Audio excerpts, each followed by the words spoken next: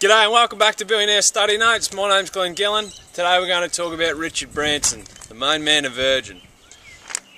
Now let's move on to 5 key points, 5 key distinguishing points that set Richard Branson apart from those that haven't been able to achieve the heights of success that he has. So the 5 points we're going to run into are self-reliance, branding, an independent thinker, focus, and moving on from your failures. If we move straight into self-reliance, self-reliance is a term coined by Ralph Waldo Emerson that ties in sort of confidence, having a self-confidence, self-belief in yourself, to think independently, to not so much listen to the others, to do what hasn't been done before and back yourself. Now, anyone who's looked at Richard Branson before will know he is amazing at this. He's got so much self-confidence. He will enter an industry that he's never entered before. He'll have a crack. He'll try and show the players that have been there for years how to do things and just do it better. Now, that just there is how he finds an industry to start a new company in. He finds an area where the conglomerates aren't doing well, they're not treating the customers fairly. He enters and tries to do it better. He's further to self-reliance. One of his main catchphrases is "screw it, let's do it." He's a tough negotiator. With his tropical island, he paid only £200,000 for it. Now, ask anyone probably watching this video or anyone of your friends, would you pay £200,000 for Necker Island? Well, no, I certainly would. Now, he had to walk away from this deal though. It didn't just offer the money and then see you later. He was a tough negotiator who got lucky, if you will, and they came back and he was able to purchase it. While he's very shy in person, if anyone's ever been to a seminar with Richard Branson, he's super shy in himself. They usually conduct a sort of question and answer session where they interview him on stage in front of the people because he is very bad at public speaking. He's super shy.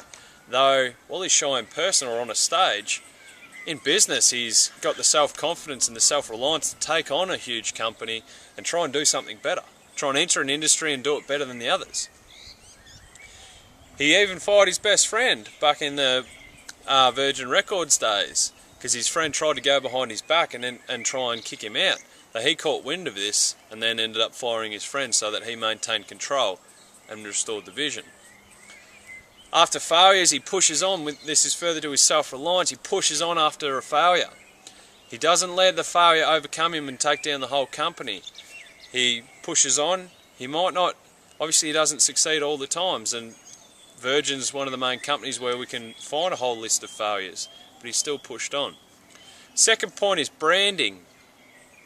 Anything that Virgin does has to be associated with a Virgin brand. It's got to be cool, energetic, fun, happy, hip, trendy. People enjoy it. People have a good time with it. They've got to be perceived as the underdog. They've got to be virgins, if you will, into that business. He's got to get, whenever he starts a new business, he tries to get as much publicity as possible.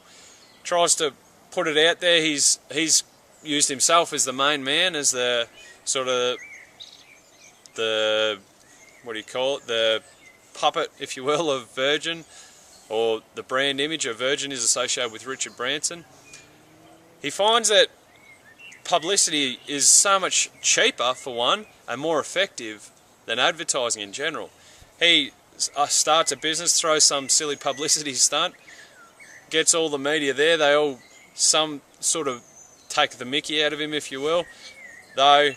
They play this on the news, they play this on all sorts of different media, on Facebook, YouTube, whatever. And he gets the publicity out there, and then everyone all of a sudden knows that Virgin started a new company. His autobiography was very good for publicity. It's a great read. If you haven't read it, I recommend you have a read. It's an entertaining book. And a lot of people who aren't business people have read it just for the entertainment factor. Further to his promotion, the hot air balloons and races across the Atlantic, he splashes Virgin all over them, gets good promotion out of that. If we move on to the third point, Richard Branson being an independent thinker. An example of this is he finds recessions to be the best times to start a business. Most people are hoarding their cash, paying down debt in recessions, living in fear, if you will. Though not Branson, he finds this the best opportunity to start a business, to push into a new industry and to take the next step. The next point's focus. Point number 4, focus. He's got to have a focus on where you're going, what you're doing. The focus has always got to be, for Virgin, it's always got to be fun. It's got to be about living life fully. It's got to be energetic. Business has got to be fun.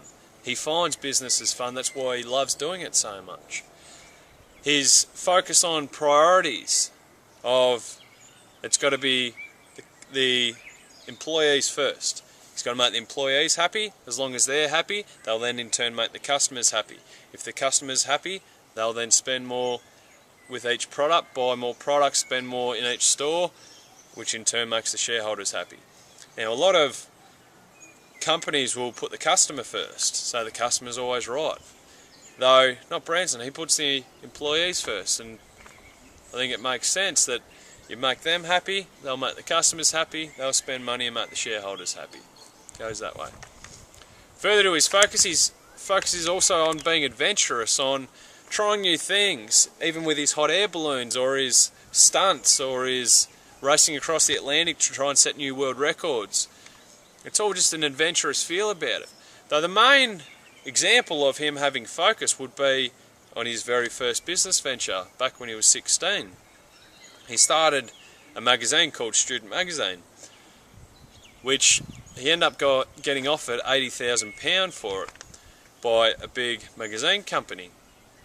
Now, at the time, he agreed to the deals. Who wouldn't? A 16-year-old kid being offered £80,000. As if you wouldn't take it. He also got offered to stay on as editor. So, £80,000 in your back pocket, keep your job. Why not? He sat down with a business meeting with all the board members who signed the deal from this big company, and after they shook hands and signed the paperwork, they sort of asked him about him being the editor and what ideas he had for the future, and he just started yapping about his ideas. He started to say things like, oh, I want to start up student holidays, student records, even a student airline. Now this sort of made the executives a bit uneasy. They ended up being polite about it all, saying, yep, no worries. Ended up leaving, and about a week later he got a call saying the business deal was they didn't want to buy his magazine anymore. Now this was all because of his grand ideas.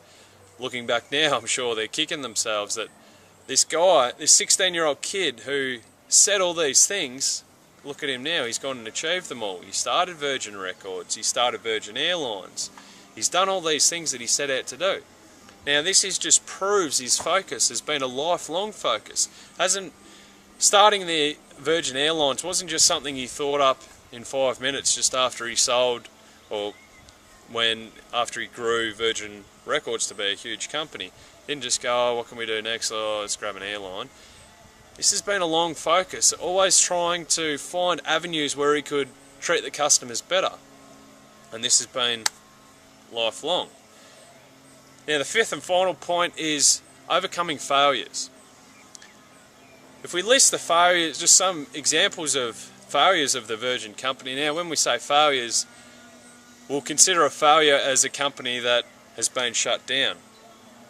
Now they might have made some money throughout and they might have been very good compared to any company down the street, though they ended up getting shut down by Virgin.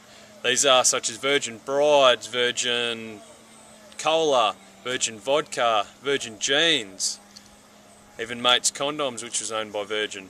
Now these have all been canned, if you will, though these are business ventures that he's undertaken along the way that he ended up stopping and weren't as successful as, say, Virgin Airlines or Virgin Records.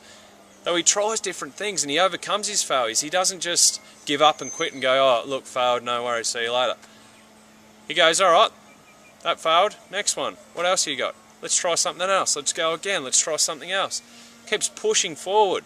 And this is just Richard Branson, Overcoming Failures. So just to quickly recap, the 5 key focal points are self-reliance, branding, being an independent thinker, having a strong focus, and overcoming failures.